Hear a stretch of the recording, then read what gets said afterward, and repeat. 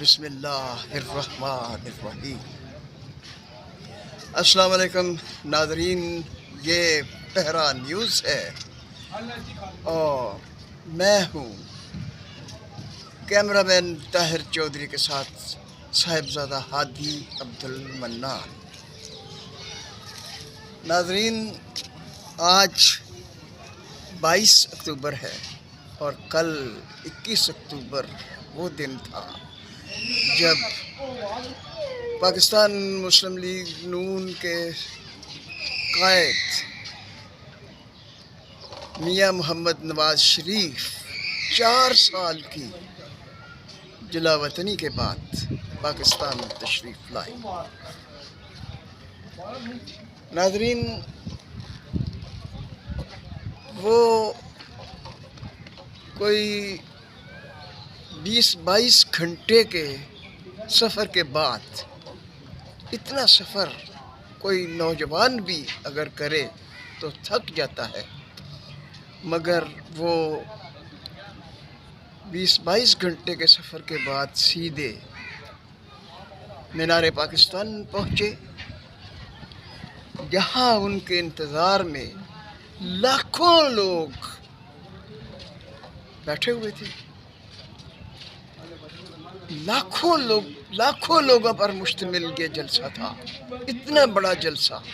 مینار پاکستان کی تاریخ میں شاید اس سے پہلے نہ ہوا۔ میں نے شاید اس لیے کہا ہے کہ ممکن ہے کوئی ایسا ہوا ہو جس کا مجھے علم نہ ہو، مگر جہاں تک مجھے علم ہے اس سے بڑا جلسہ مینار پاکستان میں اس سے پہلے نہیں ہوا۔ یہ بہت بڑا جلسہ تھا، بہت بڑی گیدرنگ تھی، بہت بڑا اجتماع تھا اور لوگوں میں بہت ہی جوش و خروش تھا۔ ایک زبردست جذبے اور زبردست احساس کے ساتھ، احساس یکجائی کے ساتھ لوگ پاکستان کے ہر گوشے سے میاں محمد نواز شریف سے ملاقات کے لیے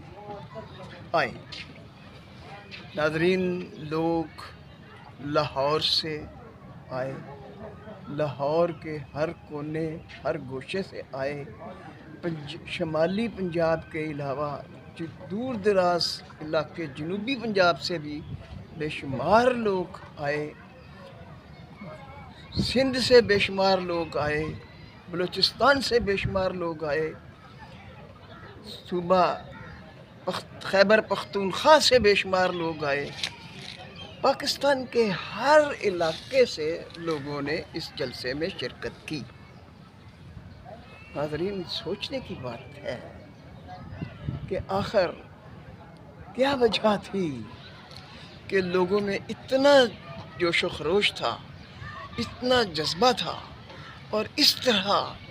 جوق در جوق لوگ جلسے میں شریک ہوتے رہے۔ اور جب میاں محمد نواز شریف نے خطاب شروع کیا تو تا حد نظر لوگ ہی نظر آ رہے تھے، لوگوں کا ایک سمندر تھا۔ اور جو خاص بات ہے وہ یہ ہے کہ اتنا لمبا سفر کرنے کے بعد یقیناً وہ بہت تھک گئے ہوں گے، مگر انہوں نے ایک طویل تقریر کی اور کوئی ایسا پہلو نہیں چھوڑا جس پر بات کرنا ضروری تھا، اور انہوں نے بات کی۔ ناظرین، انہوں نے یہ کہا کہ ہم انتقام کی سیاست نہیں کریں گے، ہم ملک کو آگے لے جانے کی سیاست کریں گے۔ کچھ باتیں انہوں نے ایسی بھی کی جو بہت ہی جو اپنے اندر بڑا درد اور بڑا دکھ لیے ہوئے تھی۔ جیسے انہوں نے کہا کہ میرے والد محترم نے جب وفات پائی تو میں نے انہیں قبر میں اتارا، مگر جب میری والدہ نے رحلت فرمائی تو میں قید میں تھا، اور میری بیگم محترمہ کلثوم نے وفات پائی تو بھی میں جیل میں تھا، میں ان کو قبر میں نہ اتار سکا، اور یہ دکھ جو ہے یہ کبھی مٹنے والا نہیں۔ ناظرین، یہ تو ان کا ایک درد تھا اور وہ تو اس کا تو انہوں نے اظہار کیا، مگر جو ان کی حکومتیں ختم کر کے ان کو جلا وطنی کا دور گزارنا پڑا، اس سے جو ملک کو نقصان ہوا اس کا بھی انہوں نے ذکر کیا۔ ناظرین،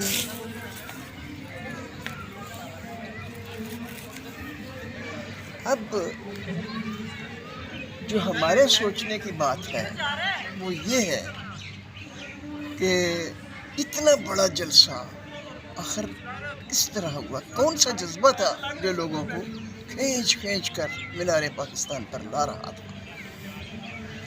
ناظرین، اس کو سمجھنے کے لیے ہمیں یہ سمجھنا پڑے گا، یہ دیکھنا پڑے گا کہ ان کی جو 3 دفعہ حکومتیں ختم کی گئی تو وہ کیوں ختم کی گئی، وہ جو سبب ہے، وہ جو وجہ ہے، وہ جو محرک ہے، وہ جس بنیاد پر ان کی حکومتیں ختم کی گئی، اس کو جب ہم سمجھ لیں گے تو یہ بات بھی سمجھ میں آ جائے گی کہ دنیا اس طرح بے تاب اور بے چین ہو کر ان کی محبت میں کس طرح آئی، کیوں آئی۔ ناظرین، کیا یہ حقیقت ہے کہ ان کی حکومت اس لیے ختم کی گئی کہ انہوں نے اپنے بیٹے سے تنخواہ نہیں لی تھی، یا ان کے حسابات میں اپنے بیٹے سے تنخواہ لینے کو درج نہیں کیا گیا تھا، یا جو پاناما لیکس کی وجہ سے ان کی حکومت ختم کی گئی؟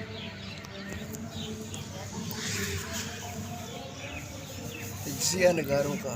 بہت سے تجزیہ نگاروں کا خیال اس سے مختلف ہے، اور بہت سے حقائق بھی سامنے آ چکے ہیں جس سے پتہ چلتا ہے کہ ان کی حکومت کس وجہ سے ختم ہوئی۔ دراصل ناظرین، جو ان کا سویلین سپرمیسی، سویلین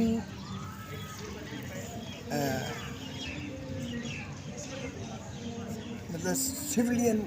سپرمیسی کہہ لیں کا جو جذبہ تھا، جو احساس تھا، اور اس وجہ سے اس کے لیے جو کچھ وہ کر رہے تھے وہ بہت سے اداروں کے لیے قابل برداشت نہیں تھا۔ بہت سے تجزیہ نگاروں کا یہ خیال ہے کہ ان کی حکومت پاناما لیکس یا بیٹے سے تنخواہ نہ لینے کے اور بیٹے سے تنخواہ نہ لینے کا حسابات میں ذکر نہ کرنے کی وجہ سے نہیں کہ ختم کی گئی، بلکہ اس کی وجہ یہ تھی کہ ان کے جو ذہن میں سویلین برتری کا خیال تھا، شاید یہ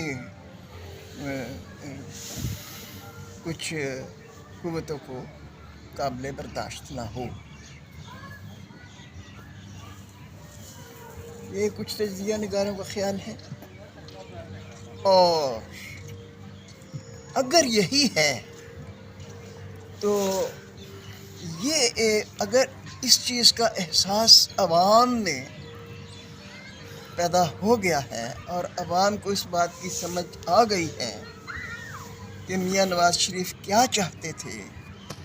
تو ہو سکتا ہے کہ اس کی وجہ یہ ہو۔ ہم اس پر یقینی کچھ نہیں کہہ سکتے، مگر یہ کچھ تجزیہ نگاروں کا نقطہ نظر آپ کو بتا رہے ہیں۔ ہو سکتا ہے اس کی یہ وجہ ہو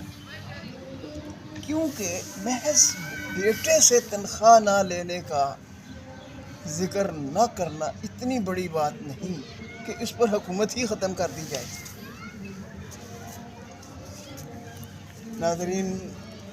2014 میں ان کی جب حکومت قائم ہوئی تو اس کے آغاز ہی میں ان کی حکومت کو ختم کرنے کے لیے کوششیں شروع ہو گئی، اور جو اس وقت دھرنا دیا گیا وہ مسلسل 4 مہینے تک جاری رہا، اور اس دھرنے میں تمام تر شدت کے باوجود اس دھرنے کی وجہ سے ان کی حکومت کو جو نہ ختم کیا جا سکا، تو اس کے پیچھے اس کا جو سبب تھا وہ میاں محمد نواز شریف کی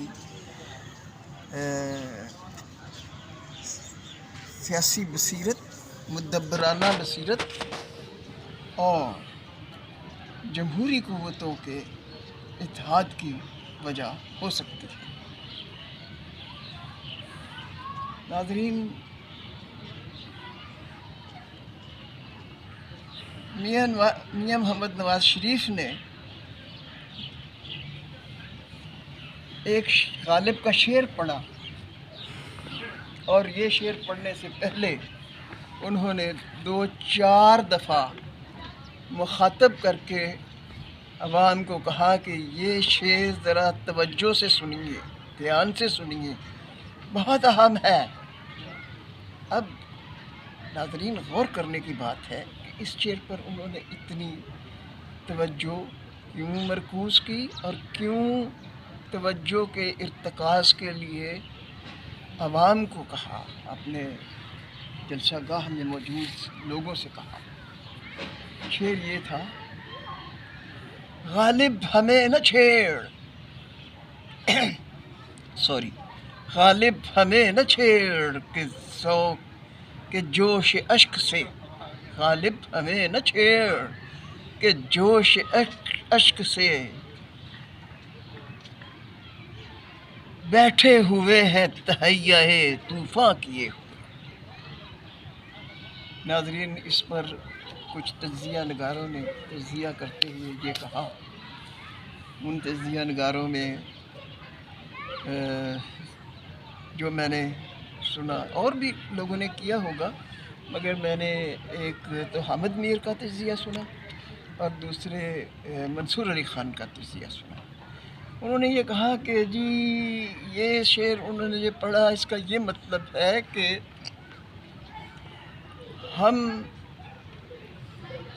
ہمارے جو ہمیں دکھ ملے ہیں، جو تکلیفیں ملی ہیں، جو تکلیفیں ہم نے سہی ہیں، جو ہم نے اس سارے عرصے میں نہ صرف میں نے، میری بیٹی نے، میرے بھائی نے، میرے پارٹی کے بہت سے لوگوں نے جو تکلیفیں برداشت کی ہیں، ان تکلیفوں کی وجہ سے اتنے آنسو بہیں گے۔ ان تکلیفوں کا ذکر کرتے ہوئے انہوں نے اپنی بیگم اور اپنی والدہ محترمہ کی رحلت کا بھی ذکر کیا، اور یہ کہا کہ یہ ایسا دکھ ہے کہ جو کبھی مٹ نہیں سکتا۔ تو انہوں نے یہ کہا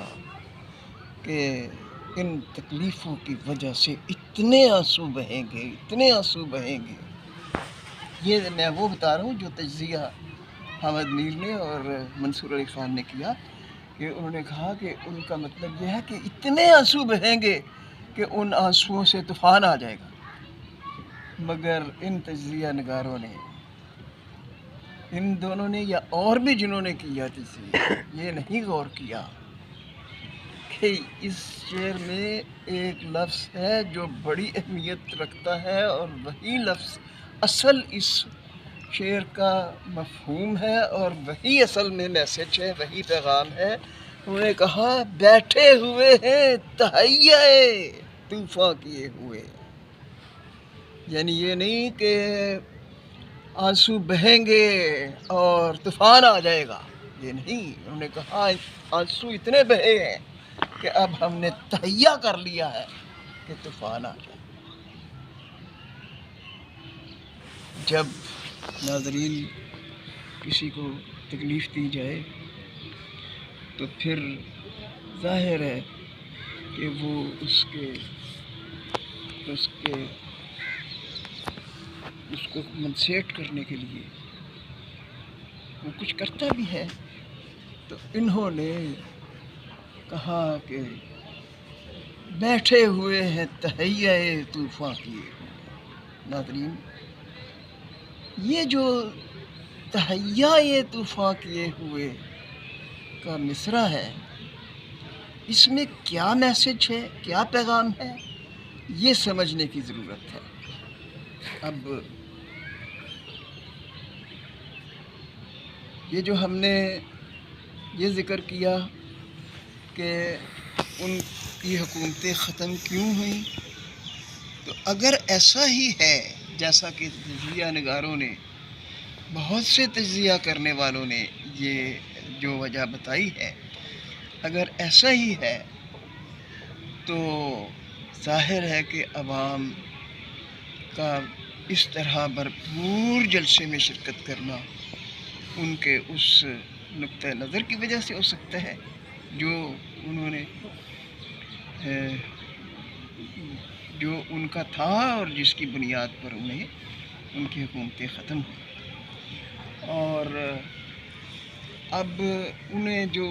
تکالیف ہوئیں، جو انہوں نے تکالیف برداشت کیں، اس پر انہوں نے کہا کہ اتنی تکلیف اٹھائی ہے، ماں کو کھو دیا، بیگم کو کھو دیا، میرے سامنے میں قید میں تھا اور میرے سامنے میری بیٹی کو گرفتار کیا گیا. میری بیٹی میرے پاس آئی، اس نے کہا مجھے یہ گرفتار کرنا چاہتے ہیں. تو میں نے کہا میں تو قید میں ہوں، میں کیا کر سکتا ہوں. تو اس کو بھی انہوں نے میرے سامنے گرفتار کر لیا. تو یہ جو اتنے دکھ برداشت کیے، تو اس پر وہ کہہ رہے تھے کہ جوش اشک سے غالب ہمیں نہ چھیڑ، کہ جوش اشک سے بیٹھے ہوئے ہیں تہیہ طوفان کیے ہوئے. اب سمجھنے کی ضرورت یہ ہے کہ انہوں نے جو یہ کہا، یہ شعر پڑھا، تو یہ صرف اتنا نہیں ہے کہ اشک بہت بہہ گئے ہیں اور اتنے اشک بہہ گئے ہیں، بہ گئے ہیں اور اتنے بہیں گے کہ اس سے طوفان آ جائے گا، مگر اس میں ایک لفظ تہیہ کا بھی ہے. تو یہ سمجھنے کی ضرورت ہے کہ اس میں کیا میسج ہے، وہ کیا میسج دینا چاہتے ہیں. اس کا ان کی تقریر کا تجزیہ کرتے ہوئے اس تجزیہ نگاروں کو اور ہم لوگوں کو بھی اور عام لوگوں کو بھی، عوام کو بھی، سب کو اس شعر کو اس کے صحیح مفہوم میں سمجھنا چاہیے. میں جو بات کر رہا ہوں، میں صرف ایک تجزیہ نگار کے طور پر تجزیہ کر رہا ہوں ان کے سارے الفاظ کا، اور جو انہوں نے یہ شعر اس میں کوٹ کیا، جو شعر استعمال کیا، اس کے مفہوم کا، اور اس کو کیوں کیا گیا، اس میں کیا میسج دینے کی کوشش کی ہے انہوں نے، یہ سمجھنے کی ضرورت ہے. تو ناظرین، اس میں ایک جو تجزیہ نگار ہوتا ہے وہ صرف تجزیہ کرتا ہے، اس کا اپنا اس میں کوئی نقطہ نظر نہیں ہوتا، اس میں ہمارا اپنا کوئی نقطہ نظر نہیں ہوتا. ان کے الفاظ کا جو تجزیہ اور نتیجہ بنتا ہے وہ ہم نے بیان کیا ہے. اور اس شعر کے استعمال کرنے کی اصل جو حقیقی وجہ ہے، حقیقی سبب ہے، جو حقیقی اس کے پیچھے مطلب احساسات ہیں، ان کا ہم نے تجزیہ کرتے ہوئے ذکر کیا ہے. تو ان کی تقریر کو اس کے صحیح سیاق و سباق میں اور اس کے صحیح مفہوم میں سمجھنا چاہیے. اور بہرحال مختصر یہ کہ یہ ان کی ایک زبردست تقریر تھی، بڑی سنجیدہ تقریر تھی، اس میں کسی کے خلاف انہوں نے کوئی بات نہیں کی، بلکہ انہوں نے یہ کہا کہ ہم گالی دینے کی سیاست کو بالکل ٹھیک نہیں سمجھتے، ہماری جو تربیت ہوئی ہے وہ ایسی نہیں ہے، اور نہ ہی ہم سیاست کو دشمنی میں بدلنا پسند کرتے ہیں، اور نہ ہی ہم کوئی انتقام کی سیاست کریں گے، اور ملک کو ترقی دینے کے لیے اب ہم کوشاں ہوں گے۔ ملک تباہی کے آخری دھانے تک پہنچ گیا ہے اور یہاں سے ہم نے واپس لانا ہے اور انشاءاللہ واپس لائیں گے۔ اب ہماری دعا ہے، انہوں نے بھی آخر میں دعا کی اور سارے لوگوں کو ساتھ ملا کے دعا کی، ہماری بھی یہ دعا ہے کہ یا اللہ جو میاں محمد نواز شریف نے تجزیہ، جو میاں محمد نواز شریف نے جو باتیں کی ہیں اور جو دعا کی ہے، ہم بھی یہ دعا کرتے ہیں کہ اس پر وہ حقیقتاً عمل کرتے ہوئے ملک کو آگے بڑھانے کی کوشش کریں، ملک کو ترقی دینے کی کوشش کریں اور انتقام کی سیاست کو بھول جائیں، اور جو تہیہ ہے وہ ملک کو آگے لے جانے کا تہیہ ہونا چاہیے، ملک کو ترقی دینے کا تہیہ ہونا چاہیے، اور اگر وہ ملک کو ترقی دینے کا تہیہ کر کے پیش رفت کرتے ہیں تو امید ہے کہ ملک واقعی اس مشکل دور سے نکل جائے گا اور ترقی کی راہوں پر گامزن ہو جائے گا۔ ناظرین، آج کی ویڈیو میں اتنا ہی۔ جانے سے پہلے آپ سے یہ درخواست کریں گے کہ اس ہمارے چینل کو، بلکہ اپنے چینل کو، یہ آپ کا اپنا چینل ہے طاہرہ نیوز کو سبسکرائب کر لیجئے، بیل آئیکن کو پریس کرنا نہ بھولیے۔ اگر آپ کو یہ باتیں اچھی لگی ہیں تو لائک بھی کیجئے اور شیئر بھی کیجئے، اگر باتیں اچھی لگی ہیں تو شیئر بھی کیجئے تاکہ پیغام زیادہ سے زیادہ لوگوں تک پہنچے۔ بہت شکریہ، اللہ حافظ، السلام علیکم ورحمۃ اللہ وبرکاتہ۔